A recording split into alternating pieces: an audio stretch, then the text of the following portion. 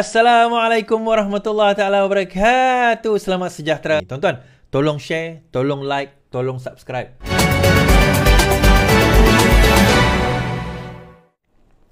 Bung Faiz Fazil kena bebas hari ini. Bung Mokhtar pun dibebaskan. Bung Mokhtar isteri bebas pertuduhan kes rasuah 2.8 juta. Nah, yang menariknya tuan-tuan, yang ini setelah didapati bersalah, Mahkamah Tinggi Kuala Lumpur membenarkan permohonan Ahli Parlimen Kina Batangan, Bung Mokhtar Radin dan isterinya Zizi Izzet Abdul Samad untuk membatalkan perintah supaya mereka membela diri dalam kes rasuah 2.8 juta. Hakim Azhar Abdul Hamid petang ini membenarkan permohonan semakan oleh pasangan itu yang menyasarkan keputusan Mahkamah Session Kuala Lumpur tahun lepas. Kelihatan Zizi menangis di dalam kandang tertuduh sambil suaminya duduk di sebelahnya. Azhar memerintahkan pasangan itu dilepas dan dibebaskan daripada semua pertuduhan jenayah. Azhar Abdul Hamid Okey. Pada 2 September tahun lepas, Hakim Perbicaraan Mahkamah Rendah Rozina Ayub memutuskan bahawa pihak pendakwaan berjaya membuktikan kes prima facie, iaitu boleh bertanggungjawab terhadap Bung dan Zizi, dan memerintahkan kedua-dua mereka membela diri atas pertuduhan rasuah berjumlah 28 juta. Semasa prosiding Mahkamah Terbuka hari ini, Azhar memutuskan bahawa adalah kes yang wajar. Ini adalah kes yang wajar untuk Mahkamah Jenayah menggunakan budi bicara melibatkan penguasaan penyemakan. Terdapat salah laksana keadilan, miscarriage of justice. Dengan itu memerlukan kuasa semakan. Keputusan prima facie diketepikan dan ia digantikan pelepasan dan dibebaskan, kata Azhar. Ketika ditemui di pintu masuk kompleks Mahkamah Kuala Lumpur petang tadi, Pung kelihatan tersenyum. Syukur Alhamdulillah, katanya. Ketika diminta mengulas mengenai masa pembebasan pasangan itu, berikutan pelepasan tanpa pembebasan, Timbalan Perdana Menteri, kejap. Yang ni dia minta ni. Hakim mengambil maklum bahawa saya dan Zaiti perlu dibebaskan kerana pihak pendakwaan sebenarnya gagal membuktikan kesnya. 2 saksi utama pendakwaan berbohong dan dengan itu Mahkamah Tinggi tidak dapat menerima keterangan mereka, katanya. 2 saksi pendakwaan tersabit ialah saksi ke-24, ejen public mutual Mahdi Abdul Hamid, dan saksi ke-25, perunding unit amanah Nurhaili Ahmad Mokhtar. Sementara itu, Timbalan Pendakwa Raya Lau Chin Hao berkata mereka akan mendapat arahan daripada pihak atasan sama ada merayu ke Mahkamah Rayuan. Pada 2019, Bung diminta dibicara atas 3 pertuduhan menerima rasuah 28 juta. Mengikut pertuduhan, dalam 2 kesalahan akhir, Alright. Dia tak terang kat sini, ada satu surat khabar lain dia So dia cerita macam ni. Tentang cerita Bung ni supaya kita faham. Pada 2018-2019, Bung didakwa kerana dikatakan telah menerima suapan berjumlah 2.8 juta daripada 2 orang.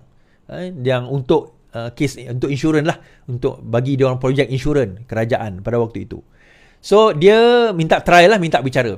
So sewaktu dibicarakan, kita kena faham dalam mahkamah jenayah ni dia ada 3 stage, 3 peringkat. Satu dipanggil prosecutor stage, peringkat pendakwaan.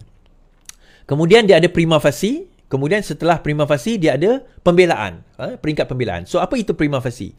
Now, setelah pihak pendakwa mengemukakan semua saksi, dia pihak pendakwa dulu berhujah. Dia akan berhujah, ini sebab dia berdasarkan tuduhan, ini bukti dia, ini saksi dia, ini cerita dia, ini semualah bukti-bukti itu akan dipersembahkan kepada hakim. Dipanggil prosecution stage ataupun peringkat pendakwaan.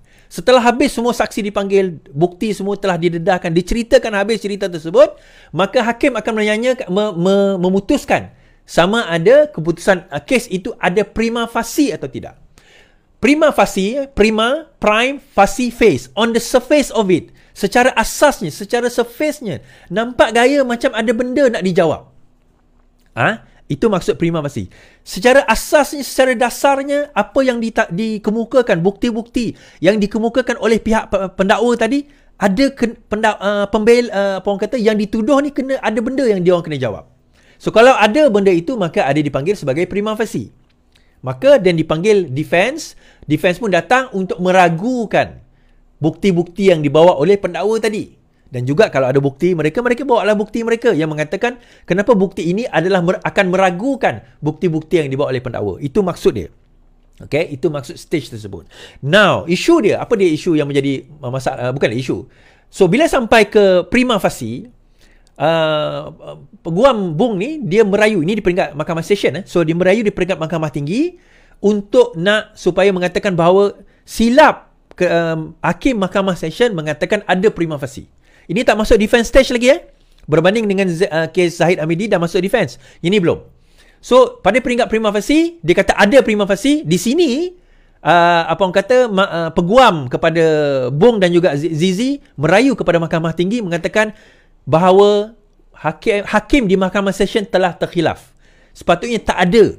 Kenapa tak ada? So dia kata antaranya kedua-dua saksi utama yang mengatakan bahawa apa orang kata mereka berdua memberi ataupun membayar wang kepada Bong dan juga isterinya melalui isterinya telah berbohong kerana tidak dapat dibuktikan pun di dalam sebarang pendakwaan bahawa mereka telah menyerahkan wang tersebut. Ini pembacaan saya dalam surat khabar yang lain. Tak ada bukti. Maksudnya mahkamah tak boleh, pendakwa raya tak boleh membuktikan terdapat berlaku transaksi. Cuma mereka rely kepada dua orang kenyataan bahawa mereka kata mereka bagi. Dia kata kami bagi. So, bagi bagaimana? Dia macam kes Zahid tahun 2022 dululah. Bila 3 orang saksi itu kata kami bagi. Tapi bagaimana dia bagi? Di mana dia bagi? Apa bukti je? CCTV ke? Ada transaksi masuk akaun ke? Tak ada. Benda tu semua tak ada. So, bila benda tu tak ada, jadi pendakwa raya kata macam mana kata ada prima facie sedangkan saksi paling utama pun dia tak boleh tunjukkan berlakunya actus reus.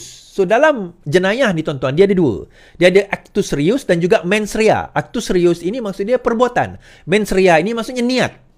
Okay? Niat itu hanya boleh dibuktikan bila ada perbuatan. So dia kata bahawa dia telah diserahkan, dia telah dibayar duit 2.8 juta oleh dua orang ini. Okay, fine. Isu dia serah bagaimana? Apa bukti penyerahan? Oh, tapi mereka kata.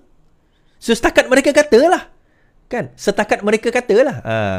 Jadi, itu yang menjadi pertikaian di dalam kes inilah. Saya try cari detail tentang Bong punya kes ni. Kalau ada, sebab yang Malaysia kini dia tak bagi detail. Kenapa yang disebut tu? Tadi saya baca somewhere else. Saya tengok saya baca kat mana.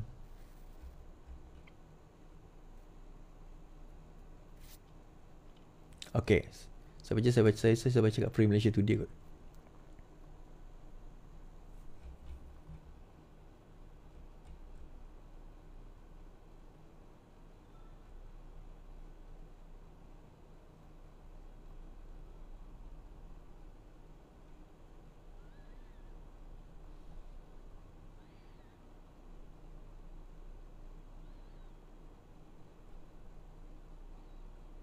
Okay.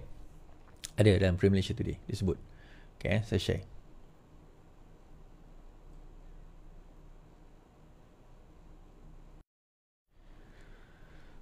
Okay. Alright. So dia kata beliau menang atas dasar merit. Bong 65 didakwa atas dua pertuduhan menerima rasuah berjumlah 2.2 juta dan 262,500 sebagai suapan untuk mendapat kelulusan Felkra untuk membuat pelaburan 150 juta dalam dalam public mutual, amanah public mutual. Beliau didakwa menerima suapan berkenaan daripada ejen pelaburan public mutual Madi Abdul Hamid melalui Zizi di cawangan Public Bank Taman Melawati di sini di antara 12 tengah hari dan 5 petang 12 Jun. Bekas timbalan Ketua Menteri Sabah itu didakwa menerima suapan 337,500 daripada seorang ejen pelaburan public mutual Nur Haili Mohatar atas nama Zizi di lokasi yang sama. Zizi 44 menghadapi tuduhan. Okey. So dia kata apa? Dia mengatakan beliau mengulas mana tadi? Mana saya baca tadi?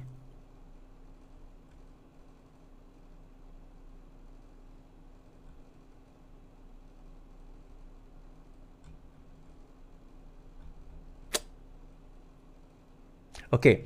Beliau berkata adalah satu ketidakadilan kerana tiada bukti Bong menerima wang melalui isterinya yang dituduh bersubahat dengannya.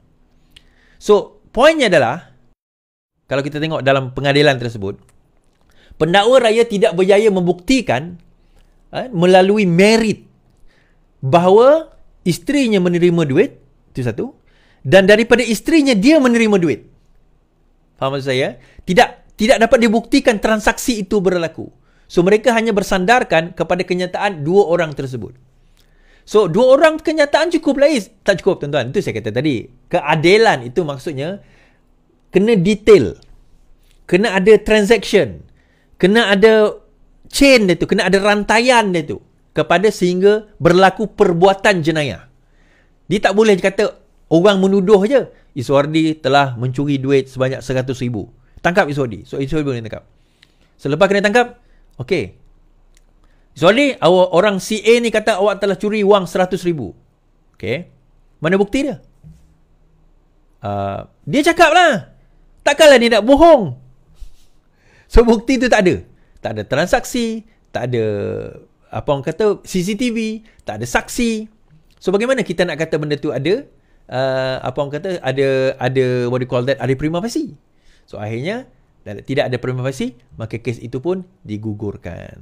Tetapi adakah dia akan merayu? Pihak pendakwa akan merayu? Itu terpulang kepada pihak pendakwaan lah. Dia boleh merayu? Boleh. Okey, boleh merayu. Baik.